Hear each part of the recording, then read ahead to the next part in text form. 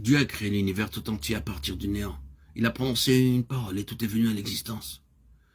S'il l'avait désiré, il aurait pu employer les anges pour construire un sanctuaire céleste et éternel.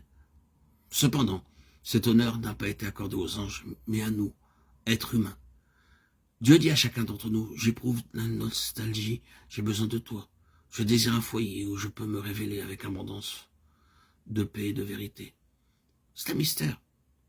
Dieu désire un foyer bâti avec notre collaboration, où il se sent à son aise, et qui manifestera sa gloire et sa beauté. Tzion est un autre nom de la maison de Dieu. De Tzion, beauté parfaite, Dieu resplendit, psaume 52. La beauté de Dieu ne peut être vue que par le moyen de Tzion. Le terme église qui figure dans Éphésiens 3, 10 et 21 ne désigne pas une construction terrestre. C'est l'habitation céleste et éternelle de Dieu, laquelle doit contenir la plénitude de Dieu et manifester sa sagesse infiniment variée aux principautés et aux puissances. Tous ces différents noms tels que sanctuaire, habitation de Dieu, maison de Dieu, Sion et l'église se rapportent à la même chose. Dieu éprouve la nostalgie car ce qui est dans son cœur ne peut pas être exprimé sans nous. Exactement comme nous aimons retourner au foyer pour partager avec nos bien-aimés toutes nos pensées, tous nos fardeaux, qui ne peuvent pas être exprimés à d'autres. Dieu aussi désire partager avec nous son amour et ses pensées. Il désire un foyer où il peut pleinement s'exprimer sans réserve. Il nous accorde le privilège et l'honneur de construire un tel foyer, où il puisse nous témoigner son amour et en même temps manifester sa gloire à travers nous.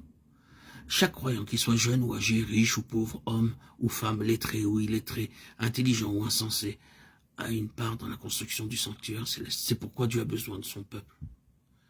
Dans Exode 25, nous lisons qu'il était demandé à tous les Israélites d'apporter quelques matériaux que Dieu avait spécifiés en vue de la construction du tabernacle. Les femmes ont également une part importante dans cette construction. Hommes et femmes ont été affectueusement conviés à participer à la construction du tabernacle. Tout ministère et toute contribution ont été également importantes et nécessaires. Ils ont dû reconnaître que le ministère ou le don de chacun était aussi important que celui des autres. En apportant des bijoux, certains ont offert de cette façon de l'or, de l'argent et des pierres précieuses. Des femmes ont filé du poil de chèvre ou d'autres matériaux teints en bleu, en écarlate ou en pourpre. Des hommes ont amené des fils teints en bleu, en écarlate, en pourpre et du fin lin. Tous des matériaux très chers. L'or symbolise la divinité du Seigneur Jésus-Christ. Le bleu nous parle de sa nature céleste. Le pourpre de sa royauté. L'écarlate de son sang expiatoire. Et le fin lin de sa justice. Pour construire quelques parties de l'ouvrage, le matériau employé ne pouvait pas être utilisé tel qu'il était apporté. Chaque femme riche ou pauvre avait le privilège de filer quelque chose pour le tabernacle. Cela ne requérait ni éducation ni diplôme. Dieu nous montre un mystère, à savoir que le ministère des femmes a autant de valeur que l'or et les pierres précieuses apportées par les hommes. À cause de leur service diligent, sage, dévoué et affectueux qui consistait à filer, l'œuvre s'est poursuivie sans encombre. Dieu, en nous sauvant, a un grand dessein en vue. Il a jeté sur nous son dévolu, afin que nous construisions son sanctuaire qui donnera satisfaction à son cœur. À nous d'accomplir pour lui ce que le ciel ni les anges ne peuvent réaliser. Dieu veut que nous soyons éternellement avec lui.